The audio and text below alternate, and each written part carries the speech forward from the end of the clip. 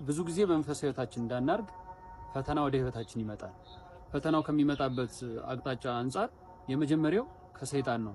ሰይጣን ከመጀመሪያው ሰው ከአዳም ጀምሮ እስካሁን እስካለንበት ወደፊትም ዓለም እስኪያልፍ ድረስ ፈተና ነው የሰው ልጆችን እያመጣ እንደሚፈትን መጽሐፍ ቅዱስን ስናነብ እናገኛለን።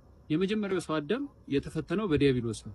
ከዛ በኋላ ደግሞ ያሉትን ሰዎች ብናይ በብሉይ ኪዳን ያሉ ብዙ ሰዎችን በአዲስ ኪዳንም ብዙ ቅዱሳንም ብናይ በዲያብሎስ ያልተፈተነ ነው። ሌላው ቀርቶ ጌታችን መድኃኒታችን ኢየሱስ ክርስቶስን ፈትኖታል። ስለዚህ በመንፈሳዊ ህይወት ሰው እንዳያል በዲያብሎስ ሊፈተን ይችላል፣ ወይም ዲያብሎስ ይፈትነዋል። ዲያብሎስ ይፈትነዋል ማለት ግን ዲያብሎስ ድል አይነሳ ማለት አይደለም። ጌታችን በዲያብሎስ እንደተፈተነ ዲያብሎስን ግን ድል እንዳደረገው አይተናል። ስለዚህ ከዚህ አንፃር ዲያብሎስ ድል የሚነሳ እንደሆነ ልናውቅ ይገባል። ሁለተኛው ደግሞ ፈተናዎች ከሌሎች ሰዎች ሊመጡ ይችላሉ። ከቅርብም ከሩቅም ሰዎች ወዳጆቻችን ከምንላቸው የኛ ናቸው ብለን ከምናስባቸው ሰዎች ኢዮብ በሚስቱ እንደተፈተነ በጓደኞቹ እንደተፈተነ ማስታወስ እንችላለን።